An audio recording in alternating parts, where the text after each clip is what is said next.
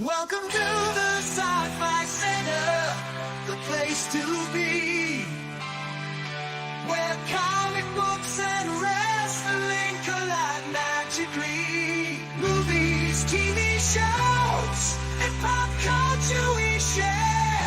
Get ready to rock, we're here to take you there.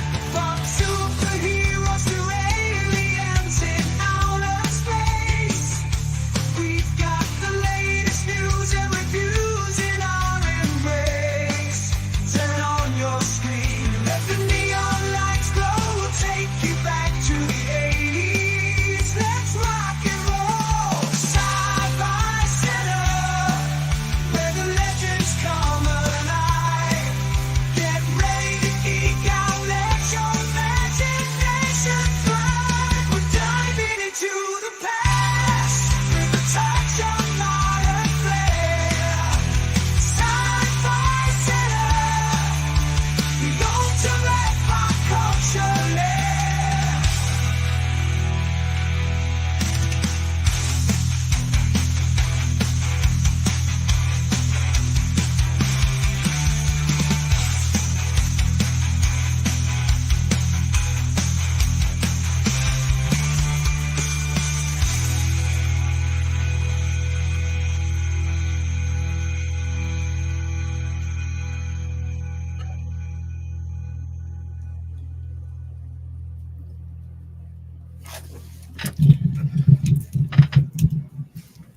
Whoa, happy really early Thursday.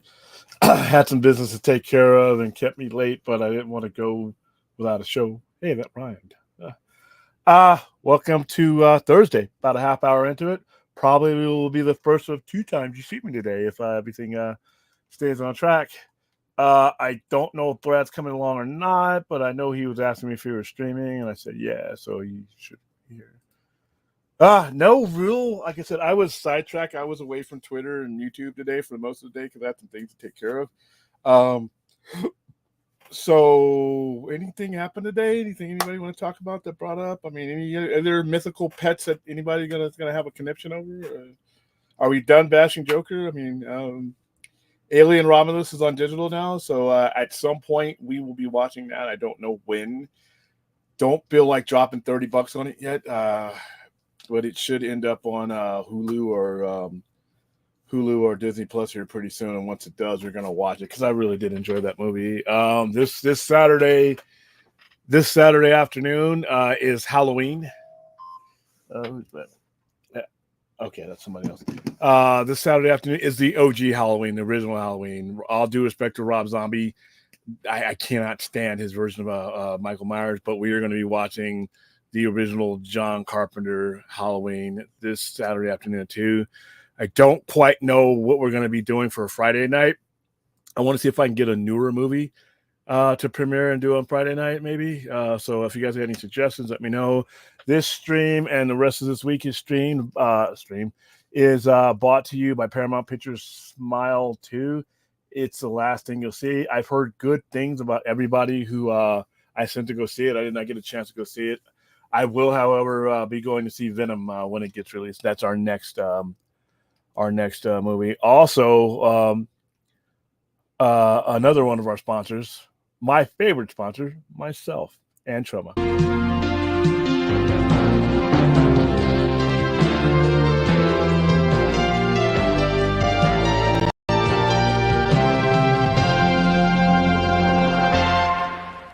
Welcome to the madness, it's Trollmania night.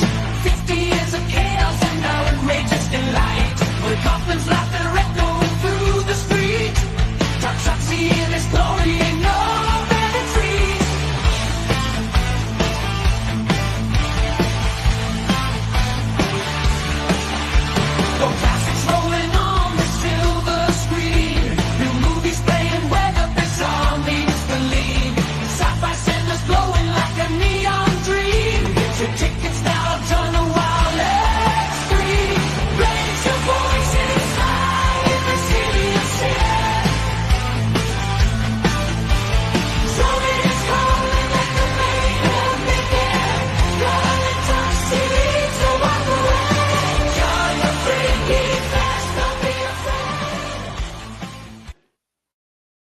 Yes, Tromania 2 is happening November 8th and 9th. Thank you to Vince in there who made that.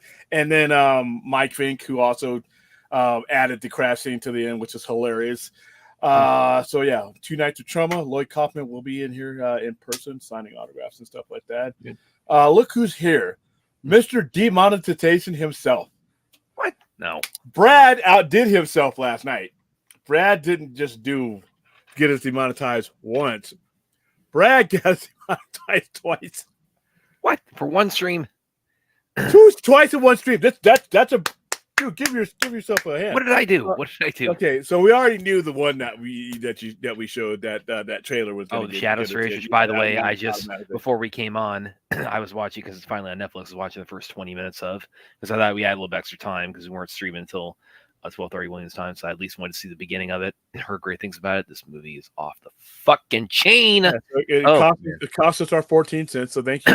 Guess what else? Guess what was the other one that got us knocked off? I had to figure this out when they sent me the email. I'm like, what the fuck? Because the way they word the stuff that gets you knocked off, they don't always do the description that you think you're looking for. Guess. What was one of your bright ideas last night that you think would get them monetized? Well, it was a bright idea because I was showing people the trailer for the Shadow Series, which is awesome. I knew that one was good. Netflix. What else did I pull up last night? Did I pull up any articles? No, it was something silly too. That really, I looked at it. I'm like, are you guys fucking? Was it something I said? No, it was something you put on our screen. The fucking Batman balloon. Oh, that they copyrighted us for that. I'm like, what? It's the algorithm that does it. But I'm like, even then, oh, that's ridiculous. Whoever did the balloon should be like, wow, thank you. I mean, I don't even know where the hell Brad dug that out. I'm like, what? Well, I saw Boss Logic shared it on Twitter, so that's that. I don't know if he was the one who filmed it, but I saw him share it, so I just yeah. I mean, we didn't get no strikes, and not thank God we've yet to get strikes. Like I said, they took away our 14 cents. Damn it. My road to riches has been obstructed for at least one night. But yeah, 2 of them. I'm used to one every now and then. I knew the Netflix one was coming. The Netflix one was coming. Well, it was worth it because I was spreading awareness of this this out of this world action movie that's on Netflix right now. I've just seen the intro to, and it is incredible. And it's got 3Ds like you cannot believe already. That's great, but science fiction horror. Was there a wizard? No, there wasn't. You know where there was? There was ninjas in the beginning. There's ninjas in the beginning. Were they mythical ninjas? No, they weren't, but they're ninjas. They're ninjas, which make them automatically more awesome than wizards. Were there aliens in this?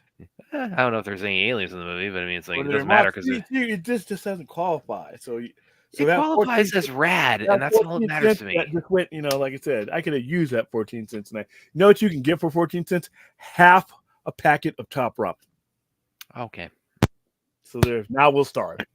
All right. Well, like I said, I had no Shadow Strays though, man. It's like again, I wanted to. We need to open up a martial arts channel for we were streaming like a half hour later than we usually do tonight. So and I asked William because I was like, "Hey, are we streaming tonight?" And he said, "Yeah, it was just a little bit delayed tonight." Yeah. So I said, "Okay, if we're half hour later, I at least got time because it's on. It was dropping on Netflix, at midnight Pacific time. So okay, I at least got time to like watch the opening of it because I read so many reactions to it. A lot of people highlight. I mean, they highlight like it's like this thing is like it's right up my alley, but they've also said like it really hits the ground running in the opening sequence in this Yakuza hideout. So I was at least able to check that out, and it was out of this. You don't make me world. Play that. Don't make me play the song again.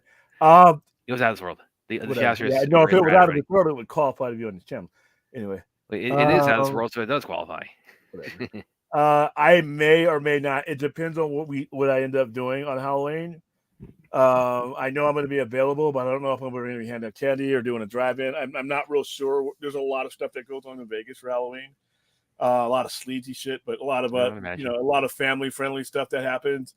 Where I'm at is not necessarily that type of area, but we do like to do some stuff. So I may dress up. I don't know. I mean, I'm not a dress-up type of guy because I'm usually doing stuff and I get hot and it's just like fucking crazy. So I may. Yeah, I've been Nightmare Joker for a couple of years in a row here, and previously to that, I had been Dark Knight Joker for that. So I'm thinking about changing up a little bit this year. I've always wanted to like do the Daredevil, black suit cosplay. So I may do that. Oh, do the red suit, man. Don't do the hand me down. No. Well, did I share those? Clint, why do you poke this nerve in me? Just can't resist you. Because I want so badly to put that on my shelf or to put that on my Amazon queue, and there's no information about when that's going to be happening. Even though I saw this movie in the theater a year ago now. You should get who should get a hold of? What's that? The theater owner. Yeah, that's true. Yeah, because that guy has a direct line. Yeah, now that he had to get the movie because the theater was from India. This theater I saw on a path that. Yeah. Dude. Yeah. Give him a call. Yeah. Next time about that theater because it's it's in Pooler, so it's like 6 miles away from me. So it's not like a massive trip or anything. But yeah, I'll ask him about that because it's like it's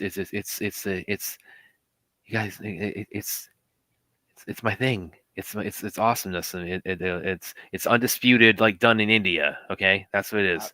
Not and, science and it's and Aaron, I know, would be as over the moon about it as I am. Where is Aaron? Actually, by the way, I think I saw something. I post something earlier. I think she was trying to tag you, but I think she might have kind of screwed up the tag. So I'm going to pull this up in a minute here. Is it a minute work video? Say again? Is it a minute work video? No, it's related to CW actually. He doesn't know what that is. I'm trying to keep it focused here. Okay. yeah. Which is why it's like I'm taking it to things like On a Path and Shadow Strays. And as I have to keep reiterating, anybody, if you Google Gone a Path and you see, oh, by the way, it's on DVD now, or it's on streaming now, my boy Tiger Shroff, shoot me a DM about that because I so badly want to add that to my queue or to my shelf. Wow, a bunch of people tagged me. Speaking of the devil, here's Aaron. Yeah, Aaron, I saw you actually post this earlier on Twitter, so I'm going to go ahead and pull this up because I think you were trying to tag William, but I think just for whatever reason, the tag kind of got truncated. Let's see, the CW president steps down 2 years after Nexstar takeover. Entertainment chief Brad Schwartz to claim top spot. Let me go ahead and pull up the article itself. Are they folding? What are they doing? Yeah, I'm kind of wondering if the network is pretty much, as soon as Superman and Lois ends, the network itself that's it, right? So they're not doing any unless it's a licensing. Because it's kind of like, well, I mean, why do you need a president for your network if your network isn't going to be around anymore? Let's read this. So Dennis Miller, who is no, not that Dennis Miller, who has served as network president ever since CW was acquired and taken over by Nexstar Media Group in October 2022, is stepping down for the post effective October 31st. Miller serves an advisory role through the calendar year. Brad Schwartz, CW's current entertainment chief, will rise to the rank of network president upon Miller's exit from the position. By the way, Brad Schwartz, he was the guy who was quoted when we were reading the articles about why Superman and Lois is ending. He's the CW insider who was pointing to Warner Brothers saying we don't want competing Superman stuff. That's why the show is ending. So, but he did it. He didn't really, like I said, it just doesn't add up. Okay, it doesn't add up with as far as A, it doesn't make any sense. B, it doesn't. Why would you hire? Why would you cede that territory to a guy who doesn't want it? James Gunn doesn't give a fuck about what's going on outside his universe. Well, again, that's why I would attribute that more to Zaslav than James Gunn himself. But anyway, again, it's like Brad Schwartz. I think he's the only person to go on the record in any way about that being the reasoning for the show ending. Yeah. Miller, as network president, oversaw the CW strategic transformation into a destination for live sports as well as entertainment programming. This fall alone, the network's debuted WWE, NXT Wrestling, and NASCAR Xfinity Wrestling or Xfinity Racing to complement its coverage of ACC college football and basketball, Pac-12 football, and live. And this is everything that's taking place. This is okay. That's all the stuff that Brad listed for the first time. This is everything that's taking the place of Superman and Lois and Smallville and Arrowverse and stuff that makes money and Vampire Diaries and all the other shows they had. Well, Vampire Diaries and was it Riverdale and what's the other one? What's the other one? The one that lasted forever. Supernatural. Those ones drew revenue, but the majority of the network didn't. Now they're making a major shift from a money losing network to a money-making network, because just that wrestling alone is going to dictate ad buys. I might buy some ad time on a CW channel now because I know people are going to be watching. This month, the CW premiered the 4th and final season of Superman and Lois, the sole survivor of an Arrowverse slate that was once at least a half dozen shows strong. Launched the game show versions of the Trivial Pursuit and Scrabble board games. By the way, just to totally to annoy William for no reason, today is actually the 23rd anniversary of Smallville premiering. I'm just saying that for no reason at all. There's no reason at all. And here's the thing: if ever a trivia answer needs to be happen, why did the CW not draw viewers? Well, it wasn't the CW then; it was WB. The WB, same thing. It's actually worse because you combined and still continue to lose money. The majority of that show ran on CW. Launched game and it ran for 10 seasons, so they were doing something right. No, they game weren't. Show versions of the Trivial Pursuit and Scrabble games, and debuted Sophia Turner star Joan Sullivan's Crossing season 2, and the docu-series The Wranglers. Beyond Superman and Lois, the CW scripted slate includes All American season 7 is in the works, The Chosen, as the acquired religious series broadcast home, Wild Cards, and the upcoming series Good Cop, Bad Cop, and Sherlock and Daughter. I've had a front row seat during a remarkable 11-year run with Nexstar and have enjoyed navigating this period of significant transformation for the network, Miller said in a statement. With some of the highest ratings the CW has seen in years and long-term contracts with an array of premium live sports in place, the future of the CW is looking very bright. Is it even going to be called CW anymore? After Probably. This? You think so? Probably. Is it completely sold, or do Paramount and Warner Brothers still have a stake in it? If they still have a stake in it, they'll probably just keep the name. Yeah, I couldn't tell you on that. So I would say yeah, simple because if you change the name of the channel, granted, it's not like CW has 1 billion viewers to begin with, but it's going to be even harder to get that brand recognition back. I mean, unless you're changing it to something that somebody already knows. But yeah, then I mean the thing that annoyed. I remember like when Spike TV, they shifted to the Paramount network, which I don't even have anymore. So. I have it, but I just skipped right past it.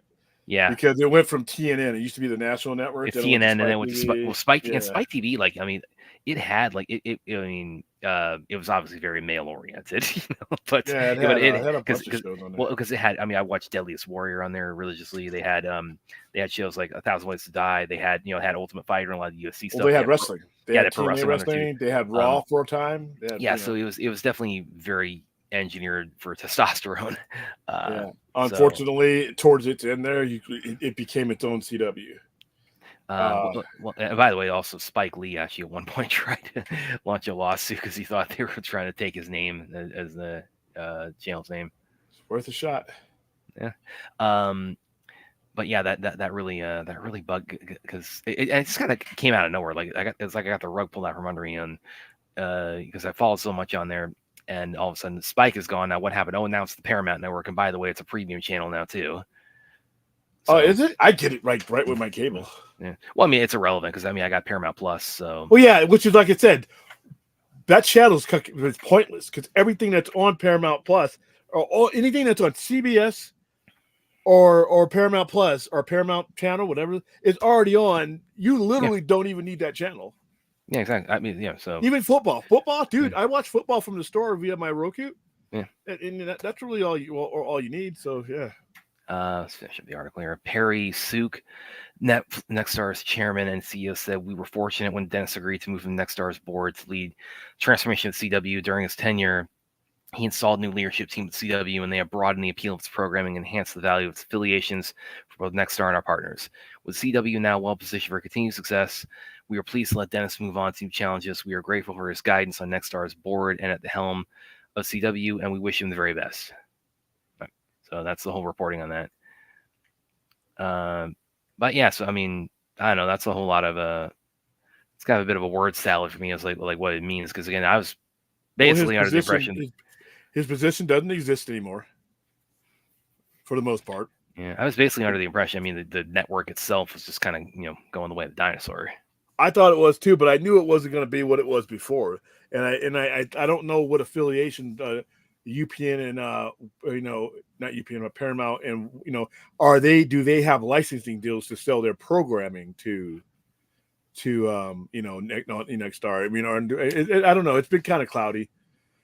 Like I said, I just know that finally, they'll be putting things on that people can actually watch. I mean, it's the right move simply because, like I said, you're going from a network that was pretty much a write-off for two different companies to something that actually wants to draw money, because you weren't drawing shit with Arrowverse. Nobody was watching that show.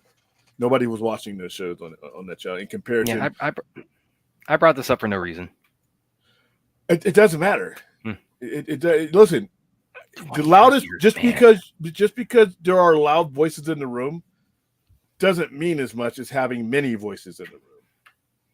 I mean, attention, and that's the mirage, is that you people say, well, it lasted 10 years. Yeah, because there were no consequences for nobody watching. That's unheard of. That can only happen on the CW. Look at the numbers for The Flash. Everybody's always telling me, oh, what's the space for Grant Gustin to be the Flash on the big screen? I'm like, what? So all 14 of you that watched the show the last 4 or 5 years can clap? I mean, I'm like I said, I don't like to use the term money laundering, but when your network hasn't drawn a profit since 2006, what good are these? What good was it? Actually, I should probably pull that up because we might get pulled down for that. He was playing the intro down there. Somebody there. Yeah. And Smallville, fuck Smallville. Smallville was a joke. I'm sorry. Just you. Okay, William decided to let me take over for the evening, so we're going to talk more about the Shadow Strays and Smallville. I don't see how people defend this show. I really don't see how people defend this show. If it's one thing to have a different something of Superman, but to have one that just says fuck everything. Anybody that Superman has ever met in his life, let's bring him to Smallville. For some reason, we'll never fucking explain. He never met Batman on the show. He never. Why not? Why not?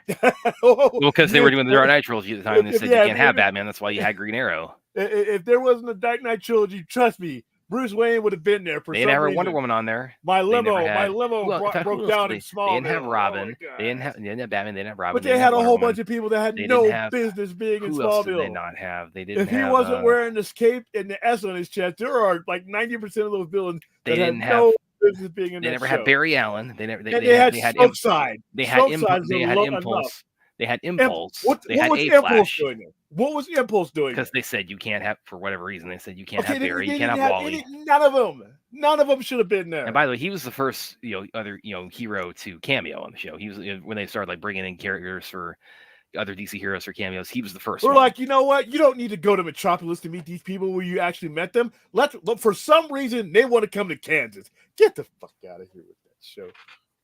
Yeah. So anyway, we're celebrating the 3-year anniversary of Smallville. Again, it wasn't the CW at the time; it was the WB. And part of my hallmark of my Superman fandom. It's not Superman. It's not Superman. They had other Superman. They had Christopher Reeve on there. They had Dean Cain on there. They had Brandon Routh. They had Brandon Routh's suit on there. I don't want to wear the costume till the last 10 seconds. Oh, get the hell out of here. That shit. Williams in denial. I'm not denial of what? It's Independence Day in Australia, Aaron. Oh shit! There's kangaroos everywhere. There's just like people running around in the streets with gloves on, just looking for a kangaroo to fight. No, so we got so is Bren Foster? Is he right now giving like the will not go quietly in the night speech? Is Paul Hogan there? Oh, dude, are the Irwins out there? Like literally hopping on a parade. They should be like a parade of kangaroos right now. Well, happy Independence Day, Aaron. Yeah, let's talk. Yeah, dude, I thought we banned Smallville. We got to ban Smallville. It doesn't mean I cared. We just banned it. We got to ban counterfeit Superman shows that didn't want to be Superman shows. That's the kicker. They didn't want to be Superman. It was like Superman with all the you know how much I have to wrestle with the fact that Jeff Johns was a creative player on that show. I mean, there's more to wrestle with Smallville than that. He was involved with that. Brought Justice Society and did all these. It was a show I followed religiously. And he went on to fuck up a Justice League movie. Oh yeah, Adam West. Well, he passed away after the show ended. So yeah, I guess he could have theoretically. I mean, dude, there was no reason. They had who did they have? They had Linda Carter on there. She was Chloe's mother. Why would there ever Helen be a Slater. Wonder anything? Why would there ever be any Amazon on Smallville? There weren't. Exactly. They were in the comics. They showed him in the season 11 comic series. Well, by that time he's Superman. And by the way, are you telling me you never sold any of those comics? No, I didn't carry Smallville. Why would I carry a comic book for a show no one watched? Oh, you cut off the nose to spite your face. Like you could have gotten. No, I knew it wasn't going to say. Dude, the fucking Riverdale comics barely sold, and people watched that show. Well, Supernatural comics barely sold, and people watched that show. Why in the fuck would I carry a show that nobody was watching? Sauerkraut. No, we're talking about holidays being people. Oh, okay. So it's today is not Australia's Independence Day. We don't. Aaron. Yeah, can you clarify for that for us? Do we need a reason for people to be parading around Australia with riding kangaroos? Shouldn't that be every day that ends in Y? I can't bring up Smallville on here, but you're gonna keep picking on Aaron with this. No, don't be bringing up counterfeit Superman. That didn't want to be Superman. But you're gonna keep harassing her about she has a pet kangaroo in the backyard. Listen, if you're an Aussie and you're in my sphere, I'm sorry. I apologize in advance. When I meet jurors that come in and I hear that Australian accent, I said sorry. Because all the stereotypes are coming. Why aren't you wearing khakis? Paul, he's actually listening. I guess this is all the this is like your ranking, I guess, of the CW. Oh no, we're not going to be doing that, Droga. I can assure you. Even William won't go that far. No. Plus, no. It's like I said. Why would a band of one show that people actually watch? It's ongoing. I'm the fan of it here. I'm giving you guys like my take on it as the final season wraps up. So hell no. And you can't compare it to what Smallville was. It's actually a legitimate Superman show. He has kids. So I don't like that are you? Well, because I was kind of surprised because you said the way you described that made me think like, okay, this is something you just kind of periodically check out. But you've seen every episode leading into season 4, right? Yeah. Have you seen the first 3 that aired? I have not, and that's sad because I have them. I got them the same day you did, but I've just been busy. Yeah, okay, we got screeners, and it's Doomsday. So that's to me, it's like it's like when I see JLI shit. It's like why am I doing? Don't put Doomsday on the same tier as JLI. No, I don't put it on the same. I put it on the same when I hear it of them. I'm like, I'm not really like jumping out of my chair to go see it. Like you show me Guy Gardner, I put Guy Gardner in the same category as Smallville. Okay, Aaron. Okay, so January. Okay, that's coming up. That's when Australia became an independent country. Okay. Thank you for clarifying. Thank you. In fact, we will have an episode. Black Lightning wasn't as good as it should have been. Yeah. They gave up on. And I did watch that show.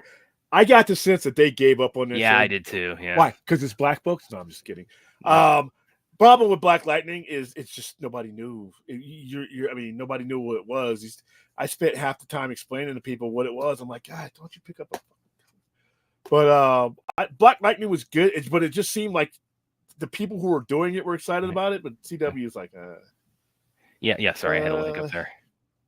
Stargirl was decent until it wasn't. I got a little bit into Black Lightning, but it was kind of like because the Arrowverse shows I was following. I was basically Arrow and the Flash. It was the two big ones. Legends of Tomorrow I watched here and there. I wasn't that into. Stargirl I don't think I ever watched it all. Black Lightning saw a little bit. I watched Stargirl. It just went off the rails. Krypton is not a. It's not. No, it was on the Sci-Fi Channel. And then Superman and Lois is kind of an interesting case because Tyler Hoechlin started as Superman. Supergirl eventually became an Arrowverse show, and he was the Superman on that. But then when they started Superman and Lois.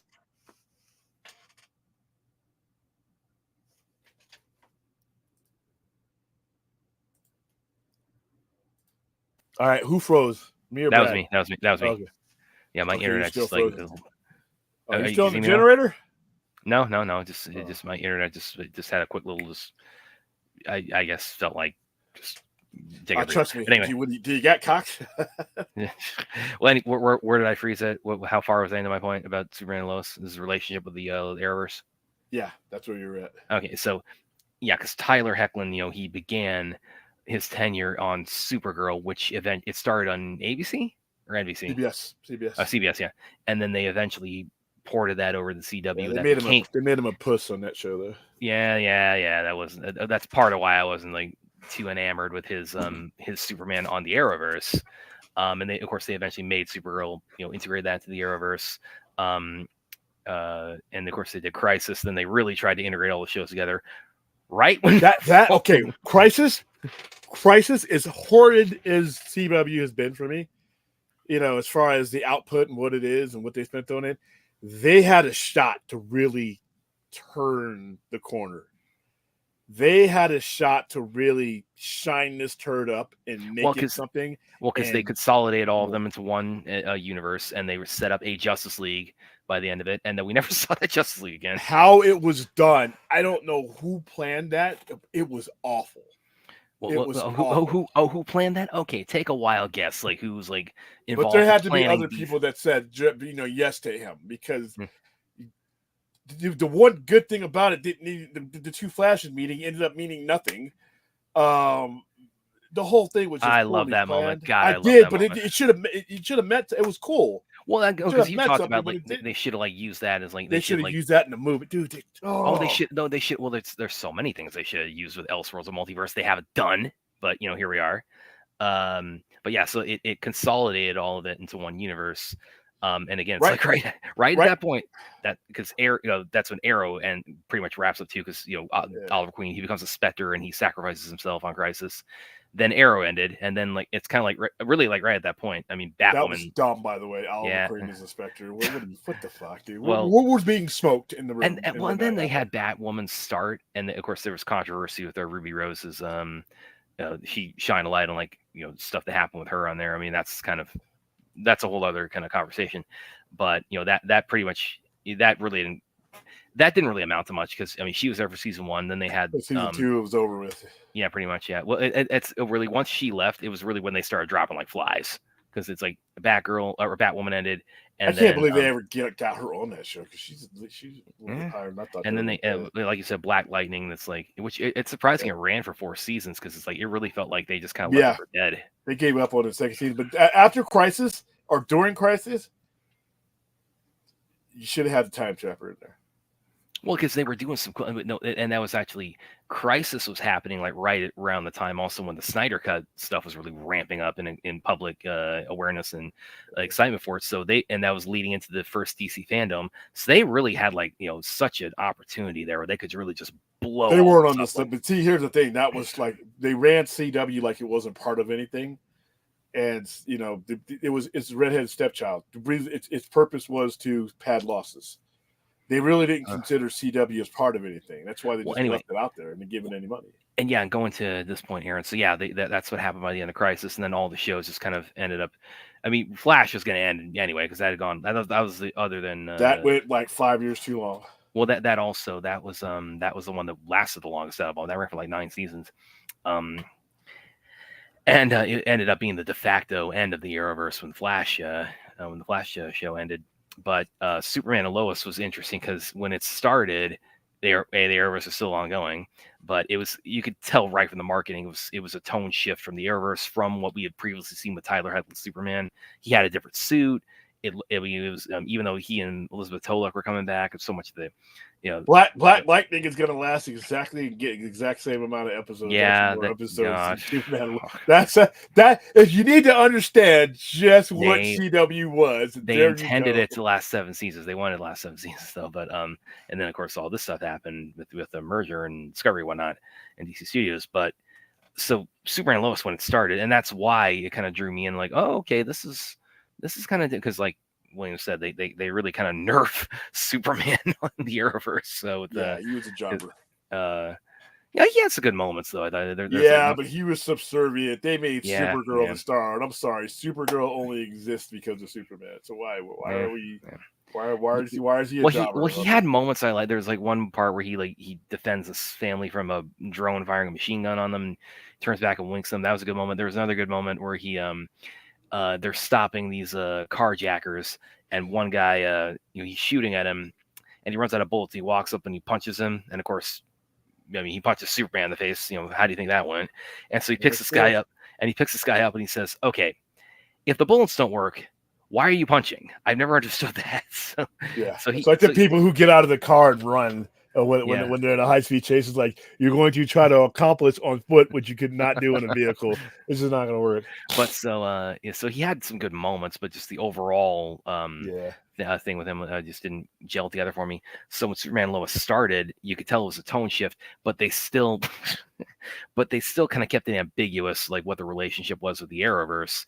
And then what happened was, at the end of season 2, they said, okay, we are going to now clarify like what the show is in relation to the Arrowverse, and they made clear, during kind of a monologue that Sam Lane has, that he says like, yeah, we've seen other universes where there are other heroes out there, and that's world's very different. So basically his monologue, if you haven't seen it, it makes clear this is not set in the Arrowverse. This is its own reality.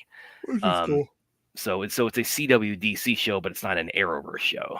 Which is probably why it's been Lanterns. Yes, Lantern has had. Listen, you put Damon Lindelof on something. Yeah, it's got to have high expectations. It's a major show, and it's going to be on HBO Max on Sunday. Right there. Anything you put on that 6 to 9 slot on Sunday, if you weren't thinking you needed to go a certain level, guess what? You're there already. You just better be able to keep up. If you are going to put a show on HBO on Sunday night, it better be as good, because guess what? All that brand name loyalty you bought with those other shows, because people are trained to watch HBO shows, your show is next up. And your show better not be anything less than Game of Thrones. It better not be less than Sopranos. It better not be less than Penguin. The standard is set. So when you put a show there, that's what I love about it, because I know I'm going to get a quality show. Because HBO, be honest with you, in the years since they've had a major show on Sunday, which is basically the mid to late 90s, they have never failed me. Has there been can anybody tell me, has there been a bad HBO Sunday show? I mean, there have been bad seasons. There's been bad seasons. Game of Thrones had a bad season, but overall, Game of Thrones as a franchise on Sunday night, shit, they're printing money on that leverage. So yeah, it's high expectations because A, it's Green Lantern. B, David Lindelof has a reputation, even though I thought Lost was fucking garbage, but that's just me. But he's done enough for me. The show that he The Leftovers. The Leftovers is actually, I did not think I was gonna like The Leftovers. I thought The Leftovers was gonna bore the hair off my head, and it did not. It did not. I actually was intrigued. I don't like the way it ended. That's a problem with Lindelof, though. I'm going to warn you guys now. As brilliant as he is, as an artist as he is, he will fuck you with the endings and leave you chasing your tail, wondering what the hell I just that's pretty much what you said about Watchmen. And then the fact that I didn't get another season of Watchmen compounded that. I knew where he was going with Watchmen more than anything else.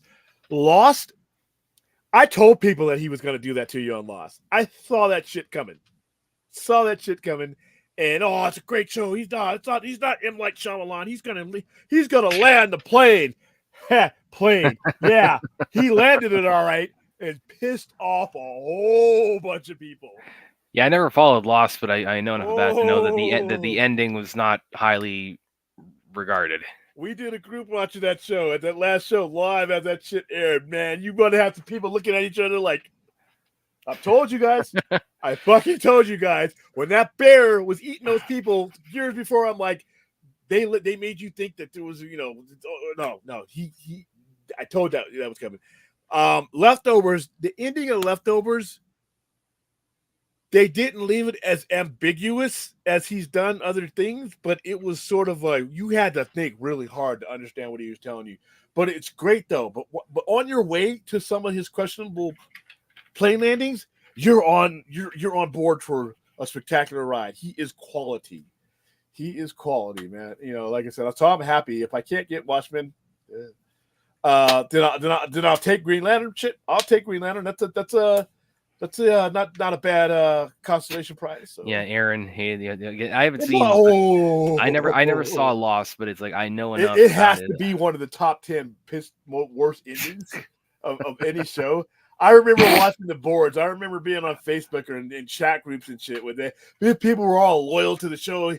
This show's going to end brilliantly. And everybody had their theories about what was going to happen, how it was going to end. And then when it ended like that, and you felt it, I felt it. I could feel the anger in the room because I'm looking around like, I knew where he was going with this. I'm like, these people and they're like, no way. I had a guy kick over a chair. He's like, sorry, man. I'm like, no, don't worry about it. I that's what I said over here. I thought more shit was gonna get thrown at the center than that.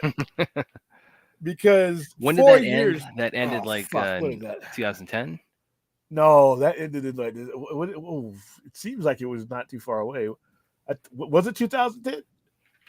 Yeah, it was a while ago. No, but you don't ever hear about anybody watching 2010. Yeah. 2010. And it had 6 seasons. And that last season, boy, and its ratings was dropping too, because it started out with 15 million people, and then it dropped down to 10 million. Because like I said, it was just kind of lame. So here. It was a lot of mythology in that show.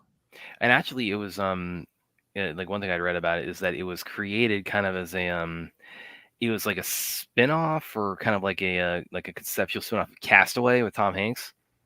Oh, I never heard about that. But... Oh yeah, let's look. The end. Woo! Whoa, boy.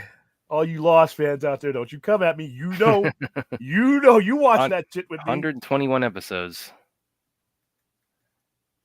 I get 50. I get 53 for Superman and Lois. But I got like 211 for Smallville. So. Yeah, so that whole show. Once you realize what the whole show was, wow! I just listened to it's like when Sopranos ended and everything went black. I thought something was wrong with my cable. I was like, really? Oh, shit. I was calling people up. I called my dad. I think, hey, are you watching Sopranos? What happened? Did your TV mess up too? Because we were all watching it. Because it just went black. And I'm like, and then you saw the credits. And I'm like, are you what? Don't do that to me. If you are the writer, don't leave me hanging like that. I tuned in to see what you had to tell me. Not, well, it's up to imagine. No, it's not. And now he says, well, Tony got killed. I'm like, well, would you have said that if Gandolfini wouldn't have died and you knew you weren't going to make another one, even though his son looks exactly like him? Yeah, I love Sopranos, man. That last episode of Sopranos, Made in America, where Phil Lotaro gets killed. Because if you don't watch Sopranos, Phil Lotaro is like somebody you root for to die. The show can't end without him dying. And it was getting halfway into the show when I thought, okay, are they going to let Phil live? Okay. As far as mob hits goes on screen, Phil Lotaro's death is up there. It's point blank, 9 straight to the head. He's talking to his wife, and he's got the grandbabies in the car, and he's telling his wife about, to call the pharmacy and get it. Right, George, just like I'm having a normal conversation, all you see is a knife. Bam! Like, oh shit! I was cheering. I hated that guy. I hated that guy. That might be like a good topic of discussion here. Is like worst endings we've seen. Like, and before we get into that, Aaron had Aaron, I saw. Let me pull this up because I saw you post about this earlier. Because there is one thing they've talked about with the final season for Ben and Lois is that there's apparently going to be some kind of mystery character that they have not had on the show yet, and a lot of people are speculating. Well, a lot of people are speculating maybe Brainiac because they do name drop Brainiac. Why do that? Why do that though? Do that now. Don't do that. You're gonna give me Brainiac. Even I'll tune in. You're gonna give me Brainiac in the last episode of the show. You gave me Doomsday. No. They didn't say last episode. Just said last season. Okay. Did he needed to be? Is he in those? Is he in the first 3 episodes? No, he is mentioned, but he's name dropped, but he doesn't appear. How many episodes is this last season? It has 7 episodes left. Okay, dude, you only got 4. You needed to open with Brainiac.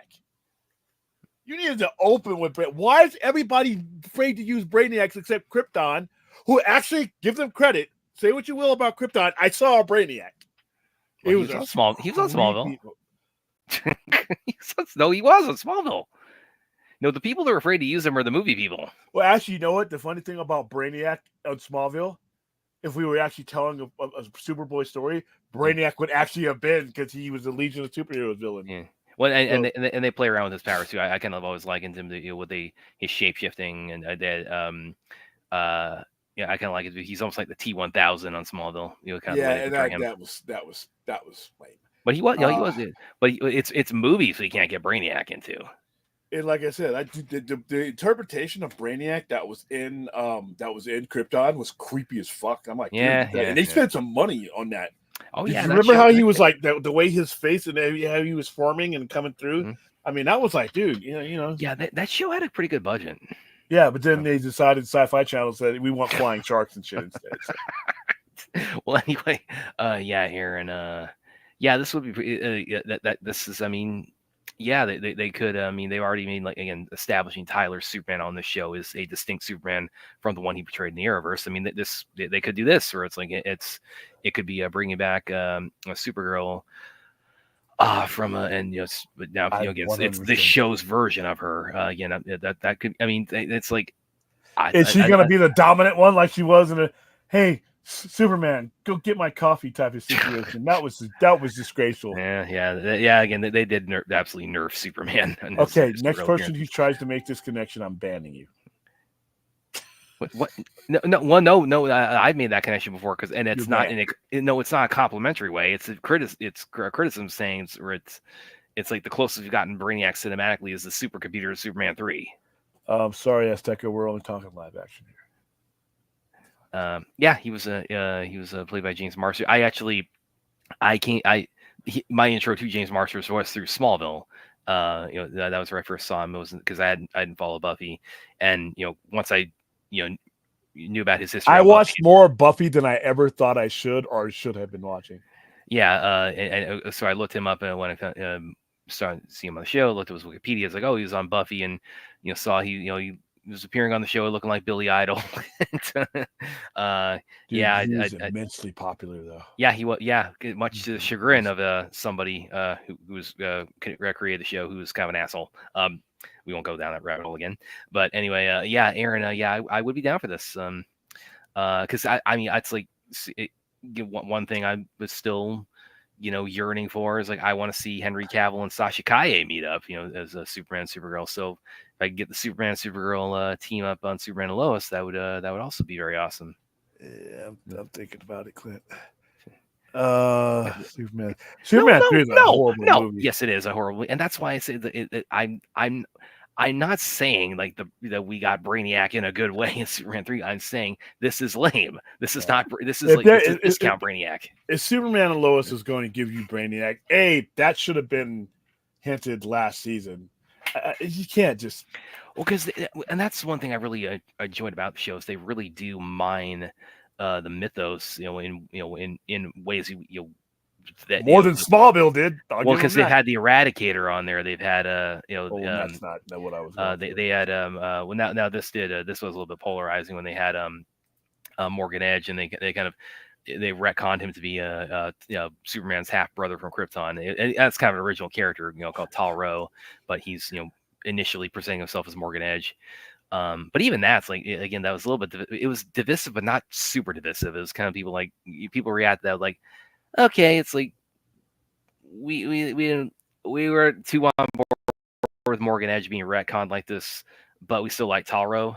So it was kind of like, it had some criticism, but not like, it wasn't like debilitating to the overall reception of the show. It's the CW, so who else? Yeah, of course they had Bizarro on there, and of course he becomes Doomsday. They got their own version of Lex Luthor. I do appreciate they waited as long as they did on Lex Luthor too. At all. Why? Why have him on at all? Why have him in Smallville? You have him in Smallville or have him in Superman and Lois? Superman Lois. Oh, Superman Lois. Yeah, but why? I mean, I thought we were talking Smallville for a second. We're talking about Superman and Lois. Okay, yeah, the actual legit show. Yeah. No, they've had the Eradicator. They've had Morgan Edge. They've had Parasite. They've had Parasite. They've had Bizarro. You lost me at Eradicator. What was? Well, no, you saw it. You see the show. You know what the role the Eradicator plays in season 1. I know, but I'm not a big fan of the character. Well, I know why, because his creation is tied to the Death of Superman. Well, even though his appearance is not in the Death of Superman portion of the show, but that is something I really enjoyed about it, is how deeply they mine the Superman mythos, and also the fact they held off on Lex Luthor as long as they did. That's actually something that I would say around Batman Begins. That's something I really noticed is kind of the more popular trend now in CBMs these days. Like back in 80s, 90s, even the 70s, your first introduction to Superman, Batman, or whatever hero is the focus of the movie or the show. It's like the first villain you see is the arch villain. Usually, was the mindset back then.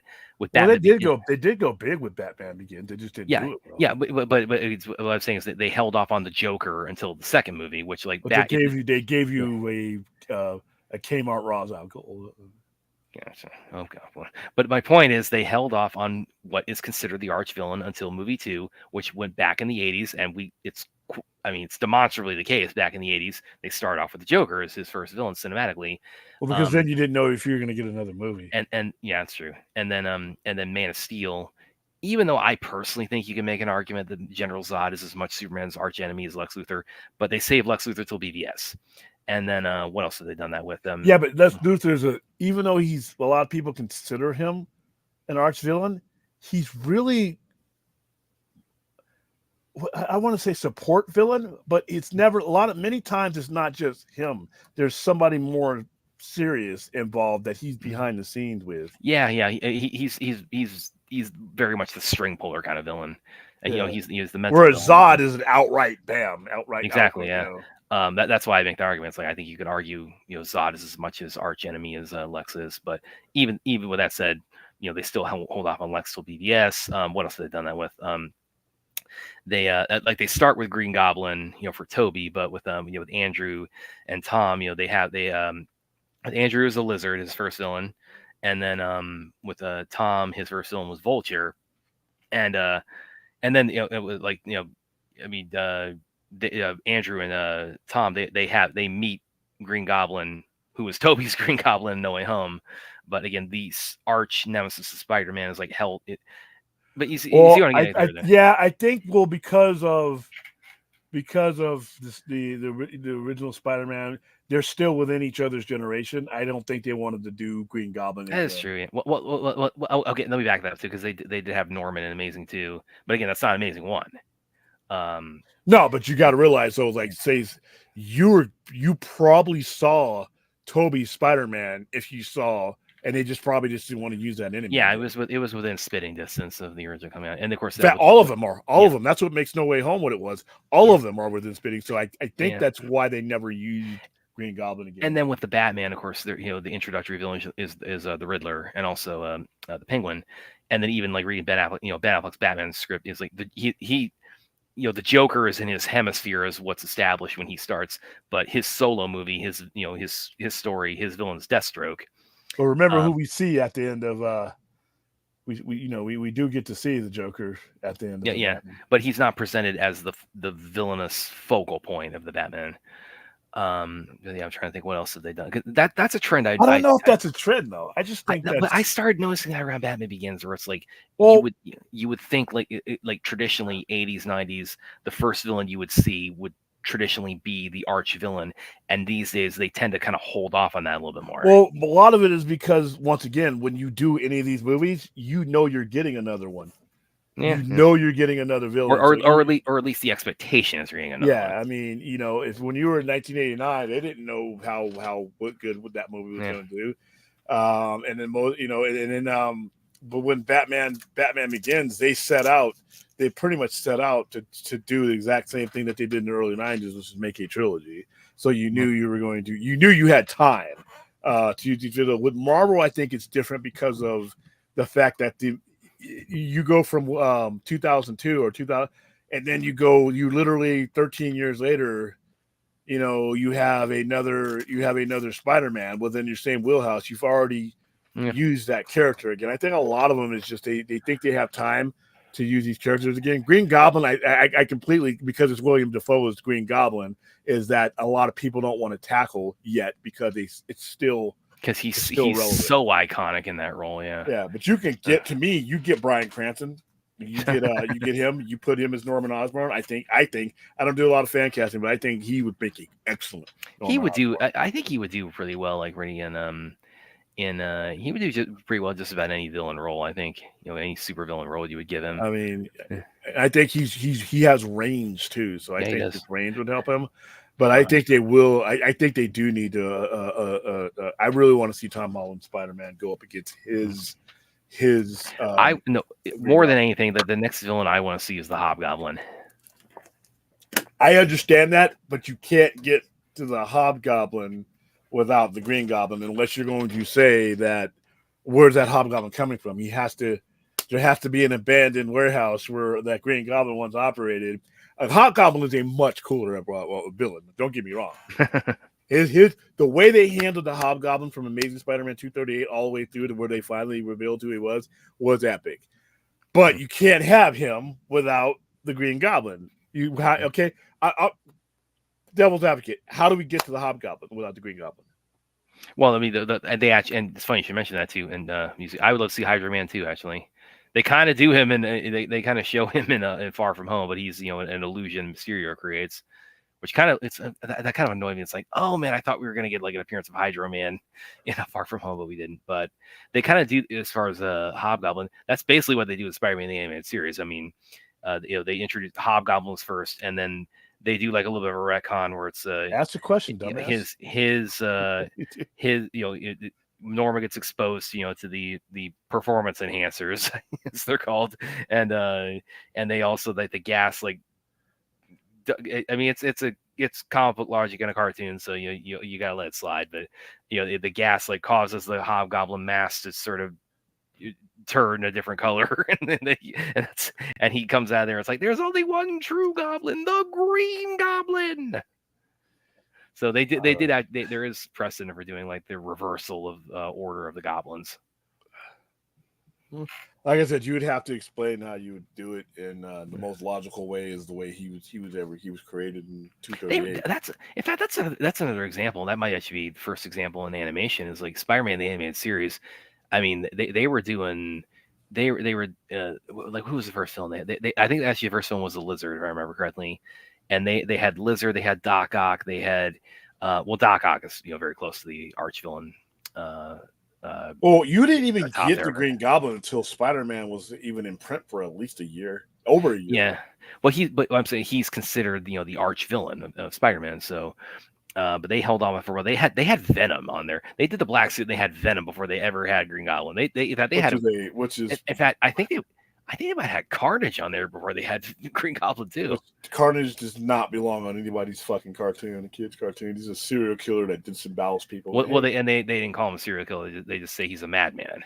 That's the way they kind of soften him up a bit. If you got to soften them up, it's not time for you to be eaten. That's why we don't feed baby steak. We give them baby food because they're not ready for it. I think here's another example. And William's gonna love this the Green Lantern movie, because it has Parallax as the main villain. It has Hector Hammond as the secondary villain. Sinestro's there, but he's not a villain. Yeah, and that movie was awful. It actually gets worse with every time I think about it. It actually gets worse with age. Some movies get better with age. That movie gets worse every time I think about it. That was a horrible movie. I don't mind it. And it was a waste of time. That's one of the very few superhero movies I actually thought I wasted my time seeing. I was like, it's just Ryan Reynolds takes a piss out of it every opportunity these days, so you're in good company. Oh yeah, he knows how bad the movie was. Well, and that's why apparently that talk about like Zach he would be Zach's Hal Jordan is the talk about that. So I actually, be honest with you, I like Ryan Reynolds and most of his stuff. I don't think he was a good Green Lantern. I don't think he was a right casting for Green Lantern.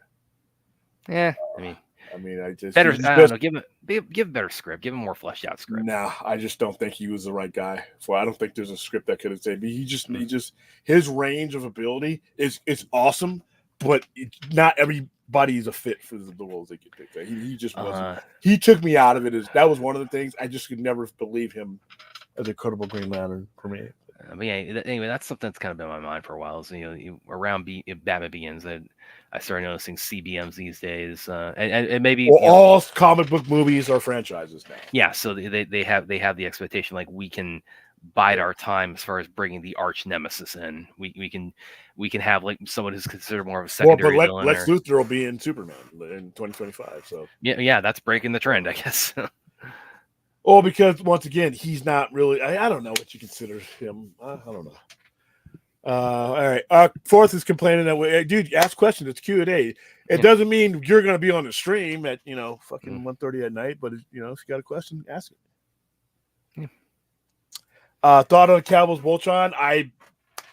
I haven't seen anything of it other than him being casting. Listen, I think That's about what Henry I know. Cavill's, and even at 40, is an evolving actor. He's getting better with each role. Yeah, You definitely. know, so I think there are dimensions in Henry Cavill that we haven't seen yet, and I think any role he's in, I think he's going to do well I in mean, it. Highlander, other, this, you know. other than wanting to see his Superman arc concluded, that my biggest thing I'm looking forward to him is Highlander. 'Cause I Yeah, think it'll do. that's going to be, Yeah. dude. You're talking to one of the bigger Highlander fans, and if you're a Queen fan, it's like Oh automatically yeah. you're Oh automatically a yeah. Highlander fan.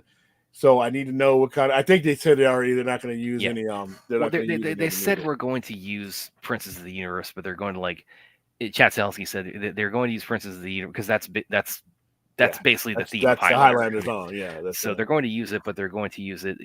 I need to look at the quote again. But it's something like we're going to use it in a very considered way or something like that. He needs to be careful, Todd. If you're watching this show, you got to be careful. Be careful, son. You mean Chad, right? Chad. I'm sorry. Why did I say Todd Phillips? I'm thinking Todd Phillips. Chad, listen, dude.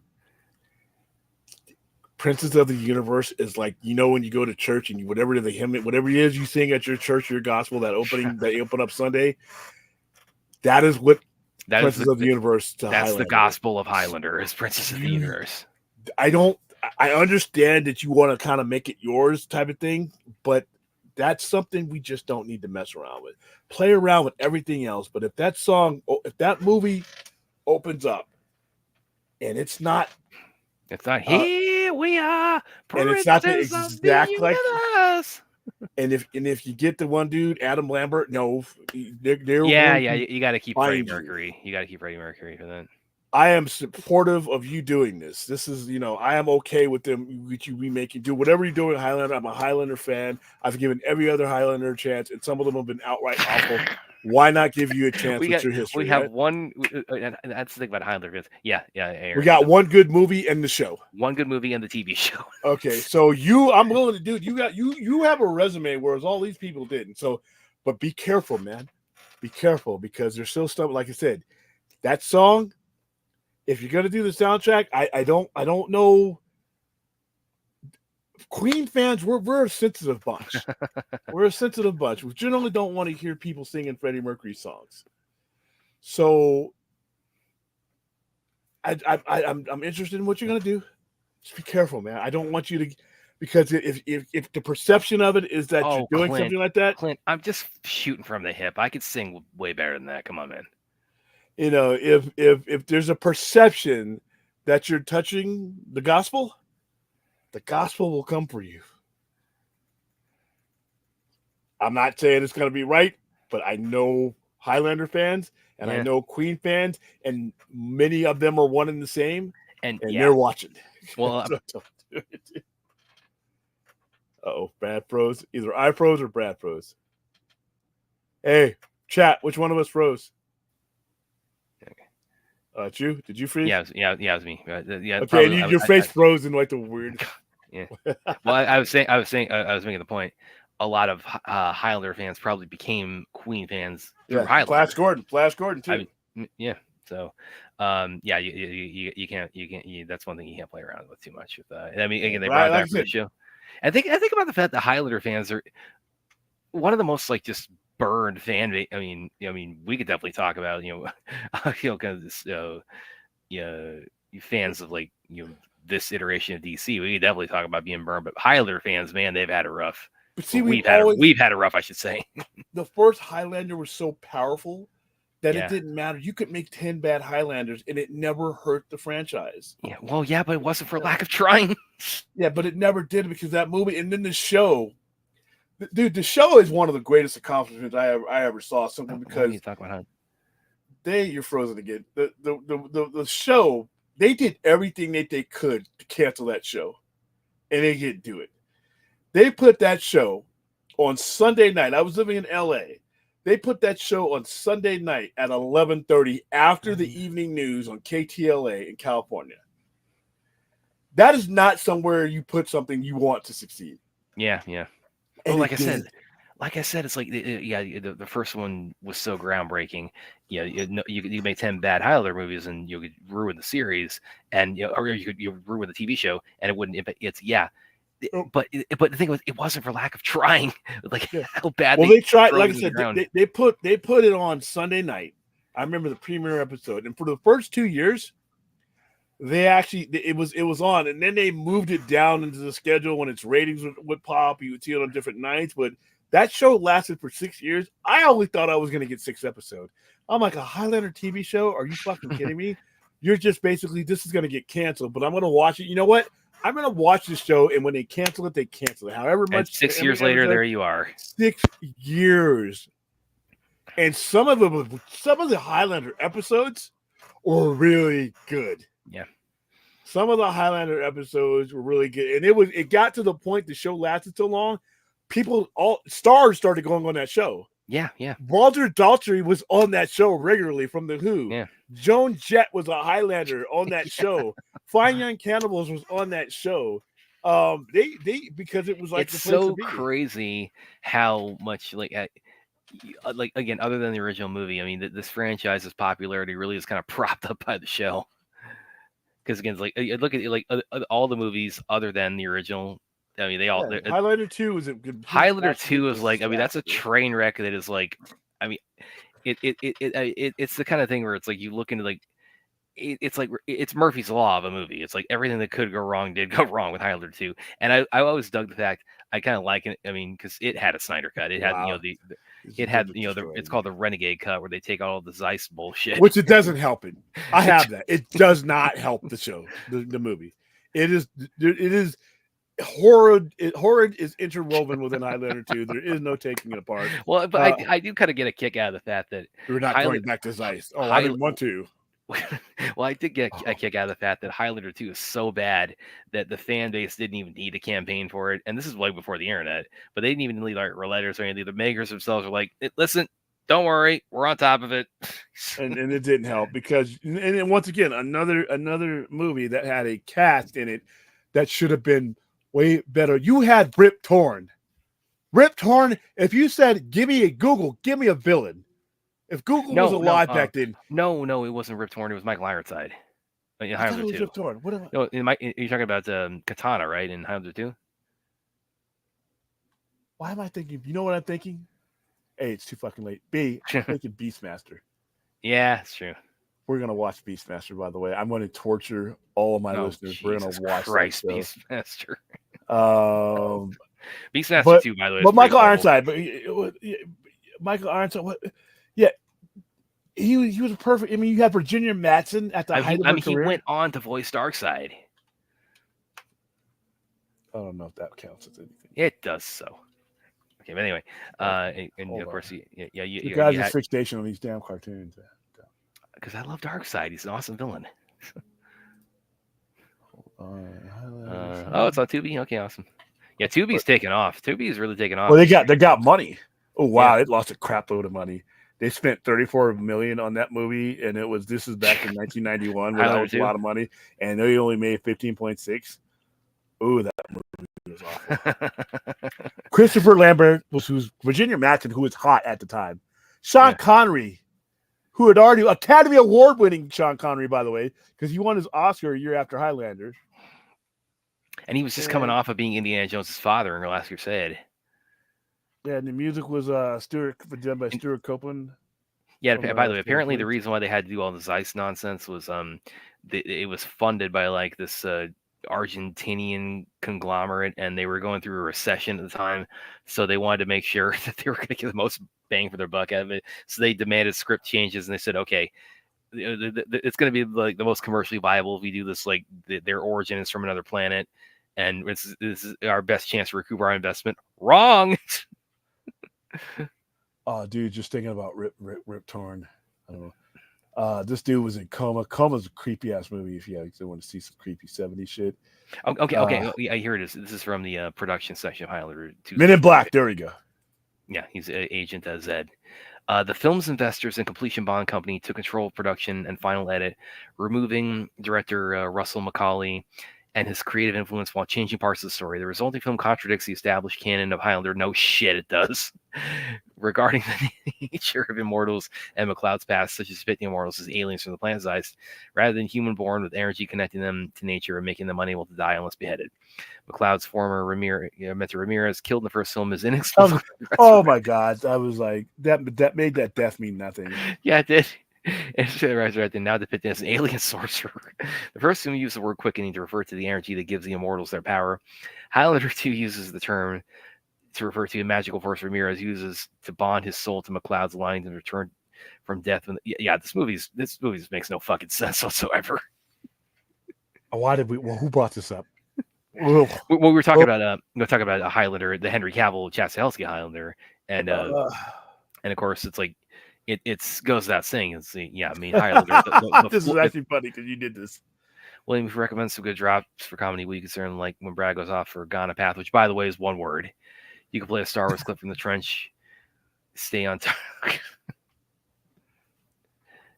Listen, guys. That's a legitimate. You do that. It's hilarious. When we do the Ghana Path watch party, when it gets put on DVD and streaming one of these days, you guys are all going to thank me. Why are we talking about Army Hammer in the chat? Yeah, that alone is going to get us demonetized. Yeah, how did he come out? How did he come out? Yeah, Candyman. She did Candyman. She did Electric Dreams. I mean, she did a lot of stuff. Candyman did a lot of stuff. She was on Swamp Thing. Yeah, Highlander 2. Yeah, that movie is so bad. It's so bad, and it's the trailer. I knew it was going to be up. That trailer came out when I was a kid. I was 16 when I saw that trailer. I'm like, this is going to suck so bad. Well, and the thing, again, it's a classic case of, I mean, just the suits, just bean counters, like trying to like apply like algorithms to storytelling, and it just blowing up in their face. Because that's what it is. I mean, they said, okay, this will not be commercially viable unless we retcon their origins to be aliens, and look what happened. Highlander the series. All right, so. It first came on October 3rd, 1992. That's where that's where it first. So let's see, what was that? What day of the week that was?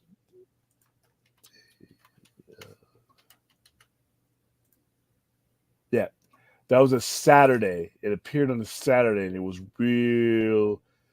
really late. I remember that it was super late. In its second season.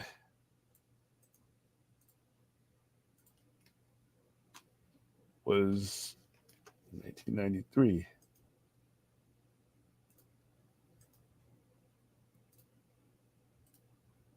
Hold on, because like I said, they did everything they could.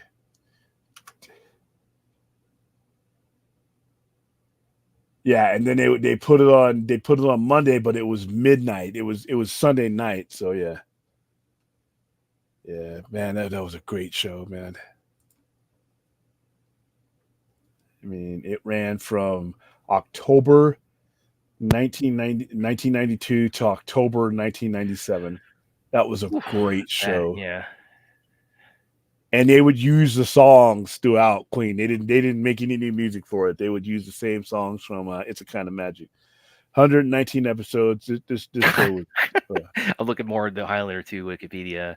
I know you're not too crazy about Rotten Tomatoes, but it says it's 0 Rotten Tomatoes from 24 reviews. I mean, Rotten Tomatoes was around at the time, but still, but again, that's a Rotten Tomatoes. I don't think maybe nobody is coming to the defense. Yeah, nobody's going to be taking issue with Rotten Tomatoes rating on that. And the critical consensus, it says the site's critical consensus reads there should have been only one. Yeah. Virginia Madsen's still, she's still hot. She's like 60 something. Roger Ebert, his review, where he wrote, he had 0.5 out of 4 stars. He said, Highlander 2: The Quickening is the most hilariously incomprehensible. These are some of the worst reviews I've ever read for a movie. Most hilariously incomparable movie I've seen in many a long day. A movie almost awesome in its badness. Wherever science fiction fans gather, in decades, generations to come, well, they gather here now with us. There you go. This film will be remembered in hushed tones as one of the immortal low points of the genre. Well, he predicted this conversation tonight, I guess. And every other time here we are. Well, yeah. What was it now? 33 years later, and 34 years. sci-fi Isn't it? fans gathering talking about how bad it is. Ugh. There's a planet somewhere whose civilization is based on the worst movies of all time. Highlander 2 deserves a sacred place among its most treasured artifacts. Man, yeah, these are some of the most hilarious bad reviews you could ever read for. But again, not a lot you can really dispute. It is, yeah, it's horrible. So you got nowhere to go but up with Highlander, the Chad Stahelski and Henry Cavill one. So look forward to that definitely. Yeah, Michael Madsen is indeed her brother. Yeah. Kill Bill fame and a whole bunch of other shit. I can't remember. Have I interviewed him? I don't think I have, but I feel like dropping names like that. I mean, come on, man. I feel like I know I interviewed some people. I know I interviewed people on something, a movie he worked on about like 6-7 years ago. I don't think I did interview.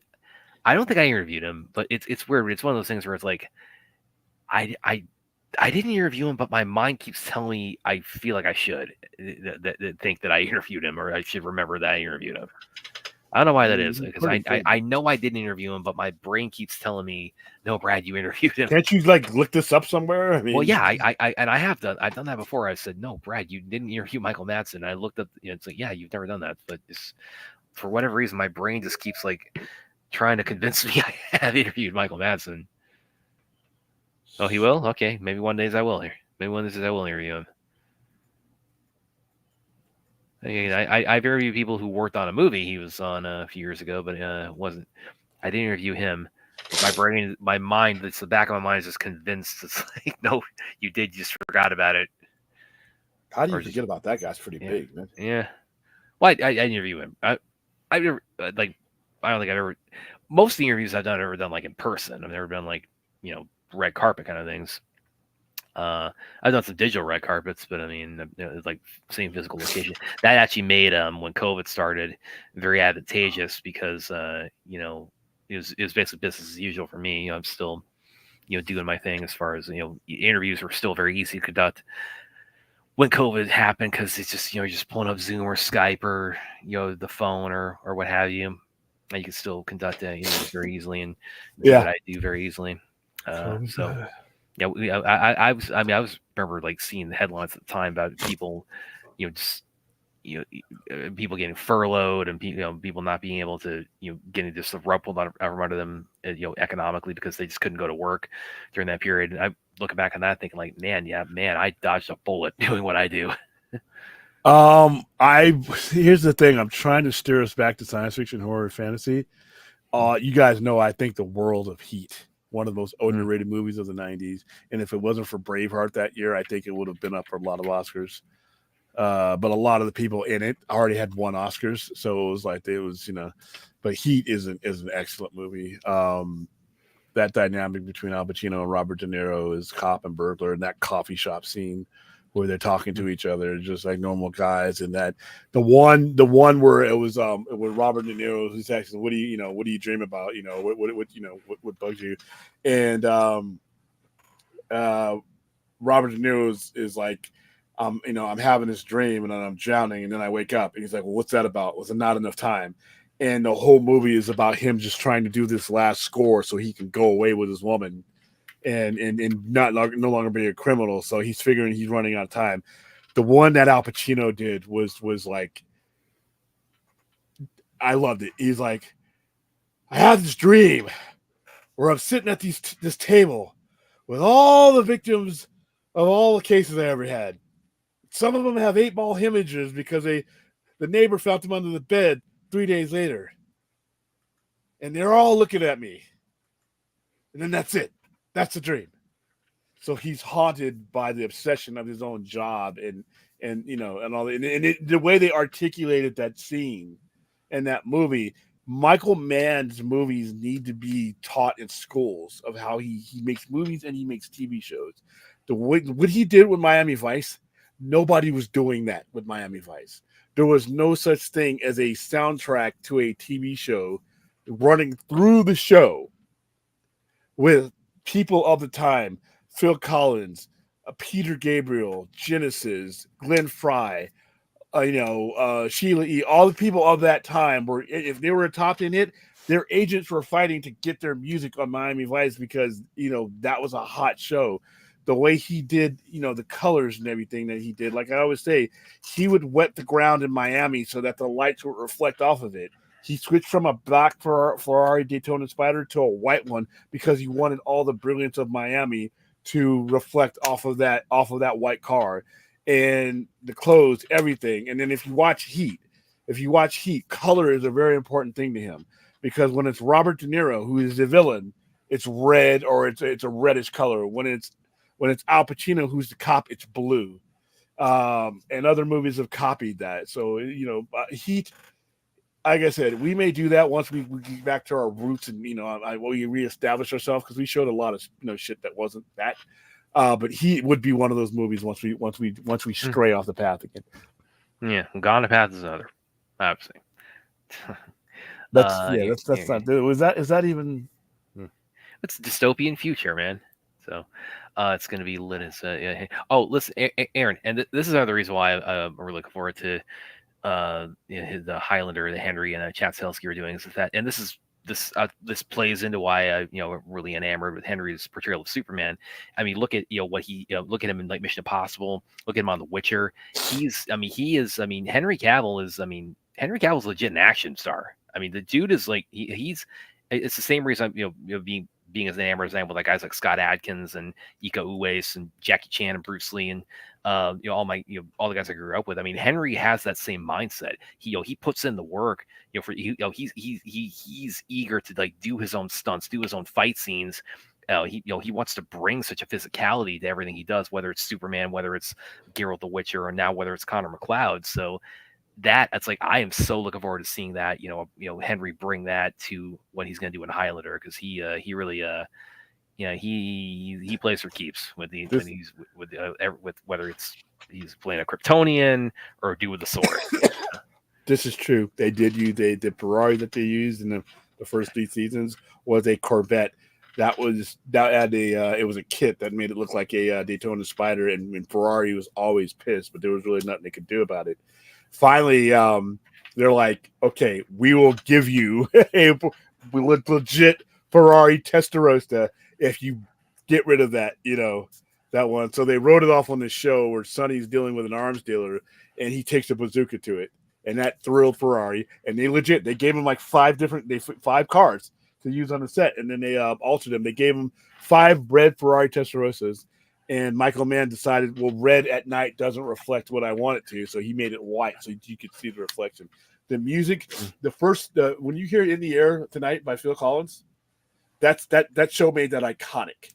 They put cameras on the car so that they could film at different angles, just the car, and roll it. The guy was a visionary. And Manhunter, we will watch because Manhunter is about serial killers, and that's horror. Manhunter is one of the most underrated movies ever made. If you like Hannibal Lecter, Brian Cox, Succession, played him years before that. And there's a scene in Manhunter, and I would love to play it on here, but I know we get kicked off, where Graham figures out how the Toothberry picks his victim. It is classic Michael Mann filmmaking. He starts out with this. Graham has his own theme, right? And he's going over and over and over. Doggy has a collar, but it's Lee's dog and the Jacoby cat. And everything you need to know, but because your main sensory intake is seeing, everything about you is seeing. That's what makes your dream work. And he realizes, I don't know, I don't want to spoil it because it's been around since 1986. Why have you guys not seen Manhunter? Damn it. William Deal, even today, if you buy a Ferrari, you enter into a contract that you want to alter the car, they will sue you. Oh, well then, God, I mean, what happened to them after Ferris Bueller? Well, they didn't alter the car; they just crashed. That's a pretty big alteration, I would say. Yeah, I wouldn't know that fourth because I would never ever be able to afford a Ferrari. But yeah, that was a bone. They really hated that car. They hated the fact that the show, a high profile, highly rated show, was basically driving around with a Corvette with a Ferrari Daytona Spider. They hated that. And as soon as it finally got to the point, you got to be pretty mad or pretty, just to donate a $335,000 car and multiple of them. Said, you know what? Fuck it. Here's a Ferrari. Please get rid of that thing. And then they agreed, and Ferrari rolled up with him. I think the Ferrari founders were still alive at that point, and they just drove it crazy. They're like, "Please stop." There was nothing they could really do with it because it was fictional television. But I could understand if you're Ferrari, you got a fake version of your car out there. So they gave it, and Ferrari Testarossa at the time. That makes you wonder, like, what were their thoughts on Ferris Bueller? Because I mean, it's a car that the kids go joyriding in, and then But it's a real Ferrari, though. That's a real Ferrari. What's a real Ferrari they destroyed? Yeah, but the destruction. I don't think they can. In fact, I think what he's talking about is new. That wasn't. Ferris Bueller was 86 when that came out. So yeah, Ferris Bueller was almost 40 years ago. I did not like the Red Dragon. I thought I would. It doesn't have the feel that Manhunter has. It has a feel that Silence of the Lambs has, because they only did the Red Dragon in Hannibal because of the success of Anthony Hopkins in the 1991. But if you watch Manhunter and you watch the Red Dragon, for me, this is just for me, everything that makes Manhunter unique and special is not there. And that scene I just told you with Ed Norton's doing, he's Will Graham. That scene is epic. Michael Mann starts off the scene, like I just told you, but the music is in the background. Like, you can kind of hear the music, you know it's there, but you can barely hear it, right? And as he gets deeper into his thought process, the music climbs. He was one of the first people to do things that way, to where the music wasn't just blaring through. He built it up. And Hans Zimmer's another one who does that. He built it up to the moment. And finally, when Will figures out how the Tooth Fairy is selecting in the video, it's at the highest. I love that scene. I have that cut up here somewhere. I actually cut it from the movie, and I watch it all. It's the best scene of the movie. But the movie itself is great. And some of the quotes, like, as one does, as God does, enough times, he becomes as God is, because he's getting advice about the Tooth Fairy. But yeah, we really need to we do need to watch Manhunter. Manhunter is an underrated movie, and it's once again, pure Michael Mann fashion. He uses music to drive home the point. He uses music and visuals better than I've ever seen anybody do. All right. Brad, according to Google, okay, fourth is being a troll. Brad troll tonight, which is fun. No, Ferrari was destroyed for his beers off. Instead, director John Hughes used 3 replicas of 1961 for it. Okay. Which, by the way, a replica of a GTO is still fucking expensive. Yeah. It ain't so expensive as the actual, because a GTO is like a $450,000, $500,000 car. I think the kits for those were like about $125,000, which is really expensive. That's why Cameron's father keeps it basically in a car museum. Yeah, Ferris Bueller, by the way, is dude. Nobody gets that fucking lucky, but you just have to. I saw that in the movies. It's iconic. Yeah, I was kind of thinking about it. Is that the kind of comedy that you actually are willing to tolerate? Because it's not buffoonery. It's very dry humor. It's very cerebral humor. It's also a little bit of fourth wall. It's kind of a little bit fantastical with the fourth wall breaking. Oh yeah, and it's fantastical the way that, okay, come on, your parent. No, I don't know. I don't care who your parents are, what era. You are not getting away with any of that shit. Well, I mean, they have like the whole thing. They got the billboard saying "Get well, Ferris," and he's saying "Shake it off, baby," while he's under his dad's office. He's brave enough to go on a fucking parade under his dad's office. He thinks he's at home sick. I'm like, dude, we no one's gonna get away with this shit, dude. No one's gonna go. Or he, like, they're in the traffic jam, and their cab's like right next to his. Yeah. And I think the coolest thing is Cameron, by the way, who went on to play a captain of the Enterprise B. Yeah. The movie is not as much about Matthew Broderick's lunacy and goofiness. Yeah. It's about Cameron getting the balls to stand up to his father, because he's so uptight and so he's so afraid of his own shadow, and he's gonna live his life doing what his dad wants him to do, and he's like, we're about to graduate and all this stuff. But the coolest thing about it, like I said, when they would take the valet and those guys were doing like fucking wheelies. Yeah, those guys like the Star Wars theme. But then he's trying to like 100 miles an hour. he's trying to roll back the odometer, and I'm like, oh my god, why would you? well, they prop up the car, they get the jack on the car, and they put the brick down, He and goes into the pool. and then Cameron's like snaps like, no, it's like because the car to him is emblematic of it. It's a symbol of his It's just a father. possession, yeah. Yeah, his father's like he loves the car more than he loves his family. So The thing about that is that was when that era of movies is when, like I said, movies like The Breakfast Club were coming out, yeah, which it was were John Hughes. Yeah, which for kids, like I said, I wasn't quite old enough at that time, but as I watched it going, as I go, I'm going into high school and all that. That's a dark movie. That Breakfast Club? movie, yeah. Yeah. Those kids have some issues that I love the way they worked it out. I love the way the jock and the goth and all that came together because they all realized that really, and the guy who played the principal or the not the principal, the teacher, I got you for 9 weeks. And that scene where he just keeps adding on detention times and he slams the door and Judd Nelson's like, fuck you. It's so loud. And the teacher, the look on his face is like, I'm just not getting through to this kid. But the Emilio Estevez's character in that, Yeah. the way he's being pushed by his family to be the jock, and every one of those kids had something going on. Coach of Mighty Ducks. Yeah, everything that each of those kids are going through, they're all going through shit, and it was cool because when you, no matter what era of high school, no matter what era of social, whatever you're in, it's the same thing.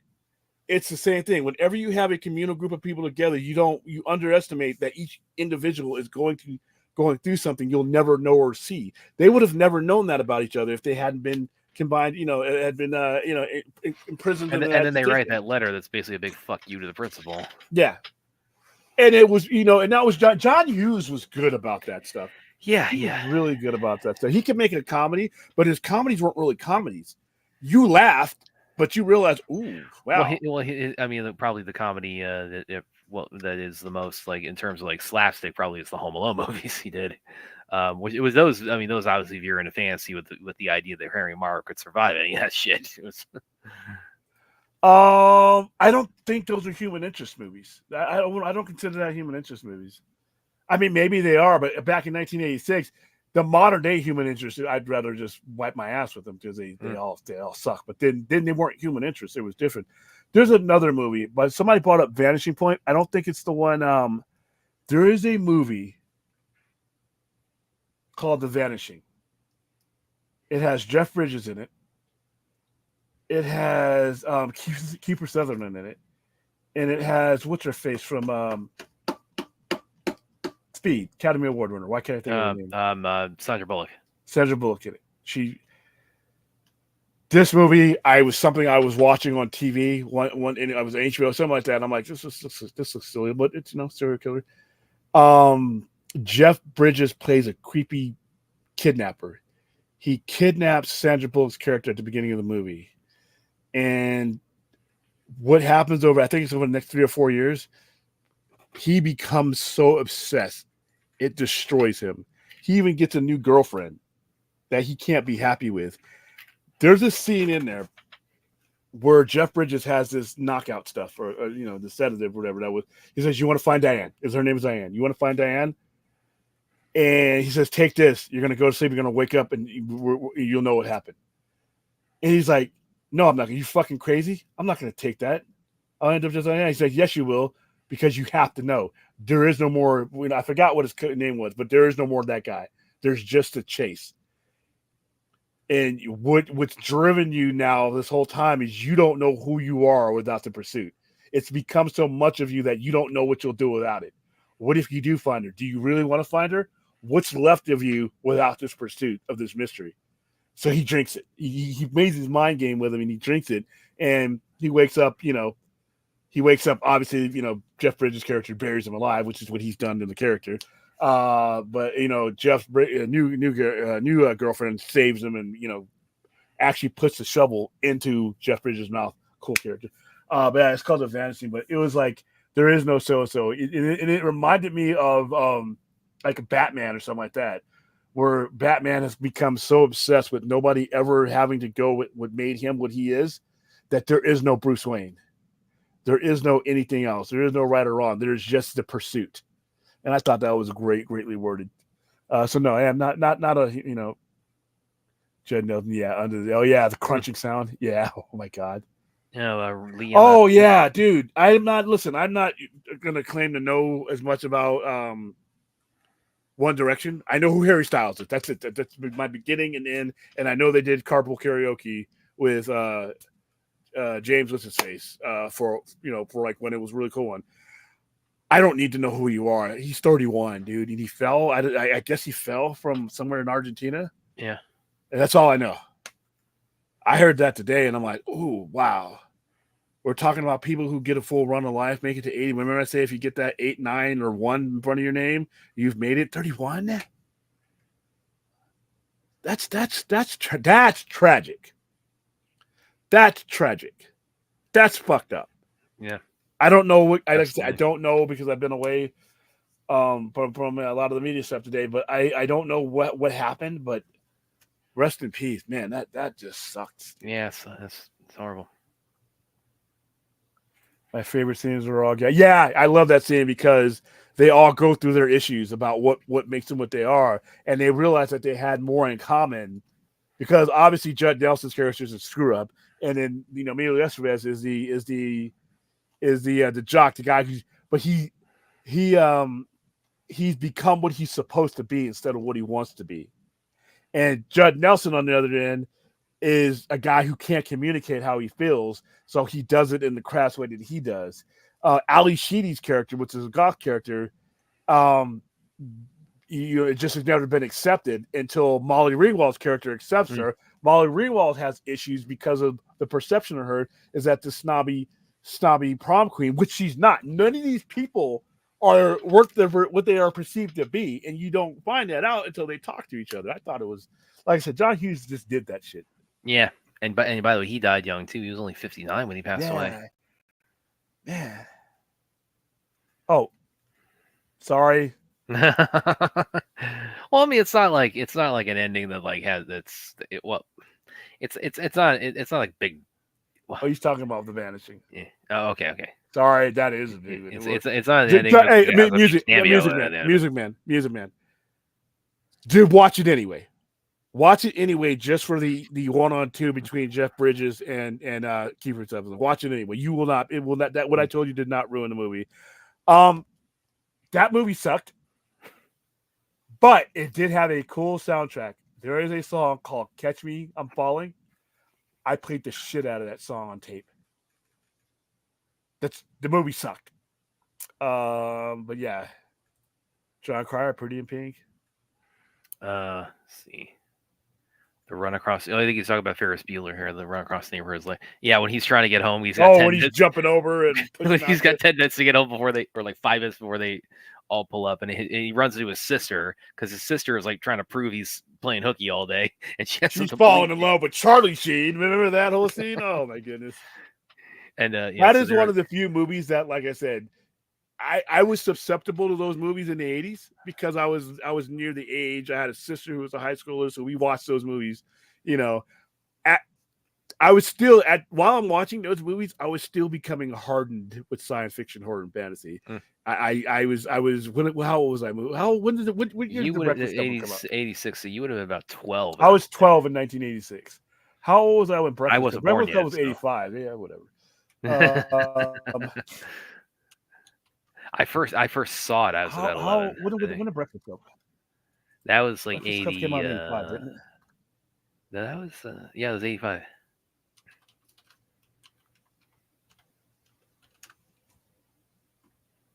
And that song, "Don't You Forget About Me" by Simple Minds, that was everywhere in 1985. It was everywhere. Dude, the budget was $1 million. $1 million in 1985. It made $51 million. And for today, that probably would be like equivalent to more like $6-7 million. $1 million, and it became a cult hit, dude. Richard Paul Gleason, I think he passed away recently. Yeah, he passed away. Oh no, he passed away a while ago. He passed away at 67. He passed away. Ali Sheedy, they're all great in this movie. They're all great in this movie. Anthony Michael Hall, And this is the year. These are the years where all these people were in everything. Weird Science, Breakfast Club, St. Elmo's Fire, um, uh, uh, Red Dawn. I mean, these are the groups of people and their associates that were pretty much driving the box office to the point where they created a sham rating for them so they could watch the movies. Yeah, watch it just for the dialogue because, like I said, it's a slow burn, Music Man. It's a slow burn. You could really it pretty much tells you the thing about it. There's no mystery. Jeff Bridges' character is the killer. You know that immediately because he tracks him down immediately. You know Jeff Bridges, and it's the whole thing is about Keith Sutherland's obsession with him. He knows he's the killer. He lets him know he's the killer. It's not about who's the killer per se. It's about the obsession with his character. And so yeah, the movie's great. I didn't think I'd like it. I watched it by accident, you know. Yeah, don't you? I mean that song was everywhere, man. I mean, and like I said, we're in the '80s where you didn't do a movie without a soundtrack, unless you were in Aliens. Terminator 2 soundtrack, and that was '91. But once you got into the mid '80s after 1984, if your movie didn't have a soundtrack, man, you know, Beverly Hills Cop, Pointer Sisters, I mean, you know, Transformers the movie, Stan Bush, The Touch. Every time I hear The Touch, by the way, Transformers the movie ruined that franchise. By the way, Transformers the movie pretty much put an end to that franchise. That show got canceled like the next, you know. But The Touch, yeah, they were. Yeah, Brad Pack were legendary, and they were in good movies. Like St. Elmo's Fire, though, that's some human interest bullshit that I wasn't going for, you know. But Red Dawn shit, people getting cut up by AKs, man, I'm there for it. You know, I mean, we were school kids. Red Dawn came out in 1984. Dude, I was in school near a base. I was in a school near an Air Force base where if anybody was going to come, you know, parachuting out, it was going to be Norton Air Force Base.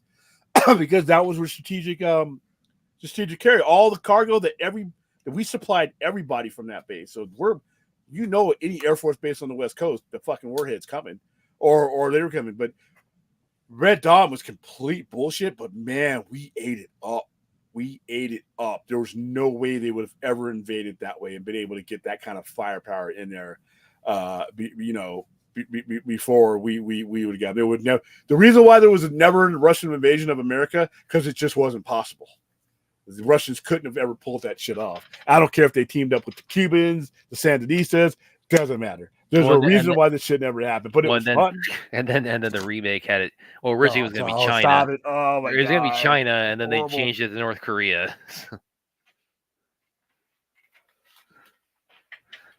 That sequel, and like I said, and here's a lesson to be learned when it comes to those sequels, right? What was it? It was a reboot. It was a remake. Well, oh yeah, remake. However you want to call it. It was. You cannot recreate what made Red Dawn special. You can't, not without a time machine. You had to be there for that movie. You have to appreciate what the Cold War was, even if you weren't there. Like you weren't there, but you know what the Cold War was. You know what it meant to the country. That was a Cold War movie. That was the Cold War. That was in the 80s when we thought the Cold War was going to go on forever. Even though that's just funny because that shit ended in like 1989. Berlin Wall. But it was funny. In 1985, 1986, 1987, we thought the Cold War, we had Rambo going to Afghanistan. We had, and his other, you know, his self-fighting Drago in Rocky IV. We had Red Dawn. We had War Game. We had all these movies. We still thought in the 80s that the world was going to end.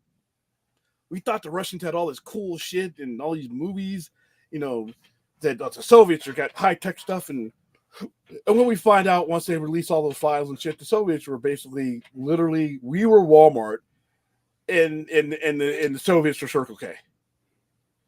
And it collapsed. But, you know, it made for good movies, so did it. You know, all right. St. Elmo's Fire fucking sucked. It had a cool soundtrack. That's about it. Yeah, you had to have a soundtrack in the 80s, man. Yeah. Yeah, it's dude. Kiefer Sutherland let's tell you what. Let's bring up a shitty movie. Let's bring up a shitty movie that's recently been on my mind because it's a creepy ass animatronic thing. Elf. All right, I saw Elf. I saw Elf with And fellow it's soldiers. a Christmas. Elf is fucking garbage, right? No, It it's is not. It's not. stupid. It's hilarious and it's heartwarming. Here's the thing. You take out what's his face? Will Ferrell. Will Ferrell. You put in Keith Sutherland. I'm going to that movie. That's how good an actor Keith Sutherland is. If you put Keith Sutherland, it's like it's going to change the dynamic of it altogether. Their voice is going to be like, hey, dude, if you ever seen a movie, speaking of Colin Farrell, telephone Will booth. Ferrell. No, I'm thinking of Colin Farrell because we're always talking about Penguin. Yeah. And then Keith Sutherland. Keith Sutherland is not even in the movie that much in his face, but his voice is. He's got Colin Farrell trapped in a telephone booth, and he's a sniper, and he can't leave that booth. And he makes him do all kinds of crazy stuff and admit to his girlfriend that he's been cheating on her, all this stuff. He's excellent in that movie. It takes place in Times Square in the middle, and Kiefer Sutherland is creepy as fuck. It's just his voice. And then at the end, you see him. But, yeah, it's a great movie. Kiefer Sutherland can play. You know, I watched 24 even when I thought it wasn't any good because of him. Yeah, because I just can't imagine him like trying to say I'm a cottonhead Ninny Muggins. But if he were doing it, I will break my code, my buffoonery code. I will break the buffoonery code for Keith Sutherland. He's that good of an actor. His father was. And listen, I'm not singing like I'm not a Will Ferrell stan, you know. No, It's I like him in small doses. Well, he's had success in small doses, I think. And it's like Elf and it's like his Austin Powers kind of cameos and where he gets hurt and he's like saying, "Oh, you shot me right in the arm." Land of the Lost was it for. I mean, I think that should have been it for him. Blades of Glory. I thought was pretty funny. Stupid. What else did he do that I thought was good? Land of the Lost. Step Brothers. And yeah, that's it. Everything else he's done pretty much has not been good. Actually, you know what? He is pretty funny in the Zoolander too. Where it's like it's Mugatu. I feel like I'm taking crazy pills. Wow, another box office gem. Well, no, that got screwed because of 9/11 because they had to take the Twin Towers out because it came out like 3 weeks after September 11th. Okay, that yeah, all right, sure. No, they did. That happened. All right, the other guys. All right, hey, okay. Before we go any further, no more Wilfer. No, don't be bringing up Wilfer movies on this show. Fucking creepy ass elf. But yeah, Kiefer Sutherland is just absolutely his voice. He has that voice. He has that voice. Like Ruth, like are you in the chat right now, Ruth? Because we agreed like William was being such a cottonhead Ninny Muggins. Whatever. Anchorman was yeah, whatever. All right, well that's about it. That's about it. For a show with no topic, we pretty much found we can't do a breakdown on Elf. No. Why not? Like I said, I had to see that shit. It is, it's fantasy. It's garbage. Okay, it's fucking trash. Oh, all right. Well, hey, probably see you later on in the day because it's Thursday twice. Oh, you'll hear my comprehensive thoughts on the Shadow Strays, guys. Will. No, not once again. It does not qualify. Where's the wizard? Where's the monster? It has things that are way more awesome than wizards. No. Way more awesome in qualifying for sci-fi center. Hold on, because I think Brad. I don't know. I think Brad has forgotten. Welcome to the Sci-Fi Center, the place to be, where comic books and wrestling collide magically. Movies, TV shows, and pop culture we share. Get ready to rock. We're here. Yeah, movies, TV shows, pop culture we share. This qualifies. Yeah. So Aaron says we should do a topic stream tomorrow. I agree. We're going to talk all about the Shadow Strays. No, we're going to talk about. I want people to show up and watch. Okay, we'll talk about Will Ferrell then. No, I don't want to. These are things that I think would drive people away from Now, no, Will I'm not Ferrell's doing that. now Will Ferrell's filmography really is kind of a cemetery of like Yeah, he's okay, funny on SNL, dude. When he when was funny as George Bush on SNL, yeah. yeah, I mean, in certain spots, it's like sometimes those Saturday night things, you realize, okay, your spot on Saturday Night Live is where your shit should have been. I don't need to see a movie about this. Not everything can be Wayne's World, and even that, the only reason I went to go see that movie is because of Bohemian Rhapsody. Yeah, yeah. Because I can't listen. Nothing personal. Nothing personal. I absolutely cannot stand the sight of Mike Myers performing. I just cannot Performing anything. Bohemian Rhapsody? No, performing anything anywhere. He is one of the actors that I will get up. I will find the remote. I will pull the plug out Oh, of the so you just wall. you just don't, Anything he is in has turned me off to the point. well It's like, well then you must have loved the Love Guru. no, I didn't see it. No. Oh, you don't need to But because that Austin Powers, I hate every one of those. yeah, it really went downhill. And then the Love Guru, it's like The Love Guru. I was watching a video where the movies that ended people's careers. yeah, that The just Love about Guru killed his was on there. career. I mean, what have you seen him in since the Love Yeah. Guru? So, which is sad for one movie after all that. I mean, but Austin Powers had ran its course, so it's not like you can go back to that. Well, he keeps talking about wanting to do Austin Powers 4. It's like nah, you gotta time is the train's left. I mean, yeah, the ship sailed. All right, guys. Well, tomorrow we'll come up with a theme. What do we want to talk about tomorrow? Let's come up with a theme tomorrow. So I'm not having so I can get the thumbnail ready. Hey, let's serious science fiction horror fans. Let's be serious.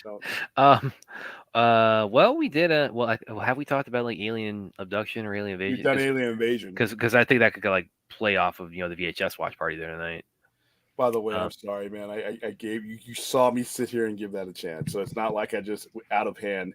I just really didn't. It's beyond dog shit. It's true. I really thought VHS Beyond could have been so much better. That last one was just really lost me, where she's turning into whatever pig monster thing or whatever to adjust to the thing. No, it doesn't, Music Man. No, it doesn't. Well, again, it's Halloween, so maybe she do something like horror focus. We are gonna do the Halloween watch party on Saturdays. Maybe like just kind of. You know what? Listen, I got one because I'm a fucking genius. Oh, okay. Horror movie villains. Okay. Michael Myers, Pinhead, Art the Clown. There you go. Oh, he's his stock is he's this generation's Michael Myers or Jason Voorhees. I don't get it, but you guys have your fun. I'm not going to. Jason, obviously. I mean, there's a part in this last one where he's literally making a blood angel. He is. There's a pool of blood that Art is in, and he would do a snow angel. He draws a happy face. He is making a blood angel at one point. Yeah. So Art, Jason Leatherface. We talk about some of the people who've influenced him, the serial killers that have influenced a lot of these things. The Reanimator. I mean, there's a lot. We could go crazy. So yeah, tomorrow's will be horror villains, all-time horror villains, and then we'll go with that. That should keep us going for quite a while. Yeah. And then this next weekend, we're going to be talking about Absolute Wonder Woman because it comes out on the 26th. Yes, I can't wait to read that because Absolute DC, they got me, and I mean it's like they got their hooks in me, and I can't complain. All right, once again, go see Smile in theaters this week. I've heard it's really good. Yeah, I've heard things too. I'm gonna give it a look on Friday night. So go to come to Vegas and come to Showmania and meet little old guy Lloyd Kaufman and this crazy crew of people. Man, at 4th 1000, if you're there, come out to Vegas so I can finish the job. Got a ladder for you to climb. Boomer try. Oh, jeez. Still need to read it. No, it's still very early, so you got plenty of time to jump on. Try not to get too price gouged though, because I know they're getting low on copies. Yeah, it's so popular. They've already got scalpers on it. So. I wonder how much. Hold on for a second. I want to see something. How much eBay criminal cartel is selling for? It's probably worth more than WBD stock what they're selling it for right now. I got a one-liner there. Wow, dude. Okay, somebody got a CGC one for $99. That's insane. With the trading card, with the one with the $32.99. Now the alt covers, like the one you have now, is like $20, $25. Oh, I got that for $6. Yeah. Foil cover. I have the foil cover. They're going to $30. Wow. Some of these are pretty decent prices. Some of them are out. They're out of their mind. $20 for the just the regular one. The one I have on. By the way, I got it on the shelf for its cover price. I will not go above cover price yet until I have to pay more for them. I mean, like some of my variants, like my silver variant, I love that one with the symbol on it. That one cost me a little bit more. So, but like I said, I know I can move it. So. All right, guys, that is it. That is it. Yes, Straw Ruth. Shut up. Tell Ruth to shut up. So come on. Shut up. When is Howard the Duck, William? I don't know. When is your birthday? Yeah. When's your birthday, Clint? I think never is a pretty good time for Howard the Duck, but I would say that too, but he paid the money. So I hoard myself out for it, so now I got to pay the price. All right, guys, we will see you tomorrow for our all-time horror villain. I can start making a really kick-ass thumbnail now that I know what we're talking about. Try you later, guys. I'm gonna start coming up with like a super buzzer for that word. You can't. I mean, it's not gonna be this. The one I use is gonna have some force to it. It's you gonna can't last put the like genie back in the bottle, man. It's gonna last for the genie of illiteracy. Yeah. Okay. Thanks, Sporth. Bye.